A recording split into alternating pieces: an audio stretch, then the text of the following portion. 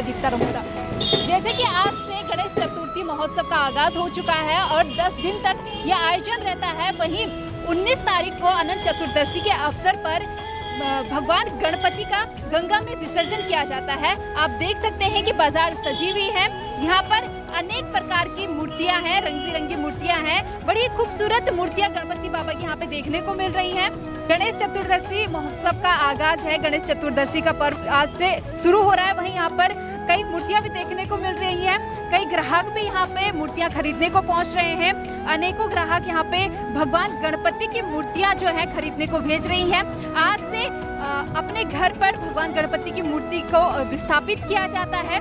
वहीं अनंत चतुर्दशी के अवसर पर भगवान गणपति की मूर्ति को गंगा में विसर्जित किया जाता है। बोलते हैं कि भगवान गणपति को विघ्नहर्ता माना जाता है और ये सारे दुख कष्ट जो हैं उनको हर लेते हैं, इसलिए इनको घर पे स्थापित किया जाता है। पूजा अर्चना इनकी की जाती है। यहाँ पर हमारे साथ कई ग्राहक भी मौजूद हैं जो गणेश चतुर्दशी के अवसर पर भगवान गणपति की मूर्तियों को खरीदने यहाँ पे पहुँचे हैं। आपको किस तरह की मूर्तियाँ यहाँ पे नजर आ रही है? गणेश चतुर्दशी का पर्व है, किस तरह से आप ये पर्व मनाते हैं? ये तो बहुत बढ़िया, अच्छी तरीके से मनाते हैं जी। बहुत बढ़िया, बहुत वैरायटी की है जी।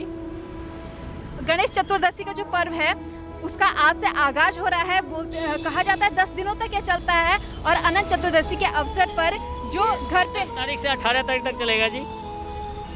किस तरह से आप गणेश चतुर्दशी का पर्व मनाते हैं? क्या विधि रहती है?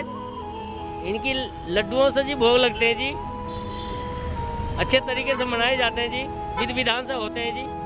पूजा अर्चना किस तरह से की जाती है? सुबह शाम इनकी आरतियाँ होते हैं, पूजा होते हैं, फूल माला चढ़ाए जाते हैं। गणेश चतुर्दशी के अवसर पर अनेकों मूर्तियां आप यहाँ पे देख सकती हैं। भगवान गणपति की बड़ी खूबसूरत मूर्तियां यहाँ पे नजर आ रही हैं।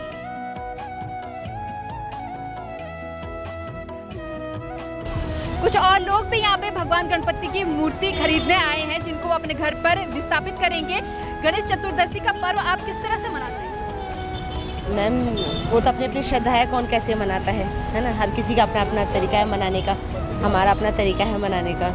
किस विधि विधान से? हमारे यहाँ तो पंडित जी आते हैं, वो अपने विधि विधान से स्थापित करते हैं और फिर हम 9 दिन बाद उनका विसर्जन के लिए लेके जाते हैं।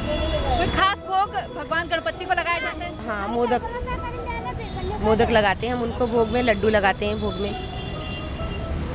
आज से गणेश चतुर्दशी का आगाज हो रहा है। कहा जाता है 10 दिन तक इनको अपने घर पर स्थापित किया जाता है। वहीं अनंत चतुर्दशी के अवसर पर भगवान गणेश की मूर्ति को गंगा जी में विसर्जित किया जाता है। तो आप किस तरह से ये विसर्जन की जो प्रक्रिया होती है किस तरह से निभाते हैं? मैम हमारे यहाँ तो भोग होता है, भंडारे होते हैं और उसके बाद हम बैंड बाजे के साथ में लेके जाते हैं भगवान जी को विसर्जन के लिए। हमारे यहाँ तो ऐसे ही होता है मैम। क्या कहावत है, क्यों गणपति जी का विसर्जन गंगा जी में किया जाता है? कुछ खास मान्यता? मान्यता तो यही है कि गणेश जी हर साल आते हैं, मेहमान की तरह आते हैं और मेहमान की तरह ही जाते हैं। तो हर साल गणेश जी खुशी खुशी आए, सबको खुशियाँ दें। इनका कहना है कि जो गणेश विसर्जन की प्रक्रिया होती है उसकी भी एक खास विधि होती है, जिस तरह से फिर भगवान गणेश को गंगा में विसर्जित किया जाता है। आपको बता दें कि गणेश चतुर्थी की तिथि से ही गणेश महोत्सव का आरंभ माना जाता है। वहीं इस वर्ष 10 सितंबर से गणेश महोत्सव आरंभ होगा और पंचांग के अनुसार 19 सितंबर को रविवार को भाद्रपद मास की शुक्ल पक्ष की चतुर्दशी की तिथि को गणेश महोत्सव का समापन होगा। गणेश महोत्सव का पर्व आपको बता दें कि 10 दिनों तक मनाया जाएगा। पौराणिक मान्यता है कि भाद्रपद मास की शुक्ल पक्ष की चतुर्थी की तिथि पर कैलाश पर्वत से माता पार्वती के साथ गणेश जी का आगमन हुआ था। इसी कारण इस दिन गणेश चतुर्थी के रूप में मनाया जाता है। स्कंद पुराण, नारद पुराण और ब्रह्मा वैवर्त पुराण में गणेश जी का वर्णन मिलता है।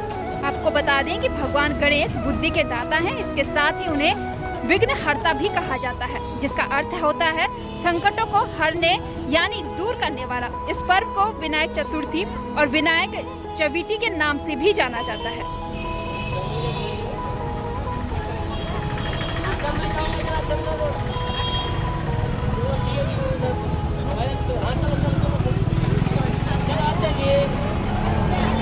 आपको बता दें कि गणेश महोत्सव पूरे देश भर में मनाया जाता है। उत्तराखंड में भी यह बड़े धूमधाम से मनाया जाता है। वहीं बाजारों में कई तरह के बाबा गणपति की मूर्तियां देखने को मिल रही है, रंग बिरंगी खूबसूरत मूर्तियां यहाँ पर देखने को मिल रही हैं। लोग आज अपने घर पे भगवान गणपति की मूर्ति को विस्थापित करते हैं। वहीं अनंत चतुर्दशी के अवसर पर इसी मूर्ति को गंगा जी में विसर्जित किया जाता है। कहा जाता है कि स्वर्ग में जाने का रास्ता जो है वो गंगा से होकर जाता है। यही मान्यता है कि लोग पहले गणेश चतुर्दशी के अवसर पर गणपति बाबा को अपने घर पे स्थापित करते हैं और फिर उनकी पूजा अर्चना की जाती है। माना जाता है कि विघ्नहर्ता है, उनसे प्रार्थना की जाती है कि जो भी उनके दुख दर्द और कष्ट है उनको दूर किया जाए। साथ ही आपको बता दें कि जब गणेश जी का विसर्जन किया जाता है तो उस अवसर पर फिर इन्हें गंगा जी में विसर्जित किया जाता है। बाजार सजा हुआ है, गणेश चतुर्दशी है और ग्राहक भी यहाँ पे लगातार आ रहे हैं मूर्तियाँ खरीदने के लिए। वहीं अगर कोरोना की बात की जाए, क्या कुछ असर देखने को मिल रहा है कोरोना का इन पे? देखने तो अब तो नहीं मिल रहा है यहाँ पे।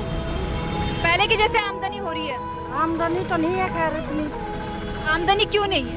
यही कोरोना की वजह से कोई निकलता नहीं जल्दी से बाहर। और क्या, चतुर्दशी के अवसर पर कितनी जो गणपति बाबा की मूर्तियां हैं, ग्राहक यहाँ पे आ रहे हैं, कितनी संख्या में आ रहे हैं? पहले के मुताबिक अब कोरोना का मुताबिक नहीं आ रहे, पहले जैसे आते थे वैसे नहीं आ रहे।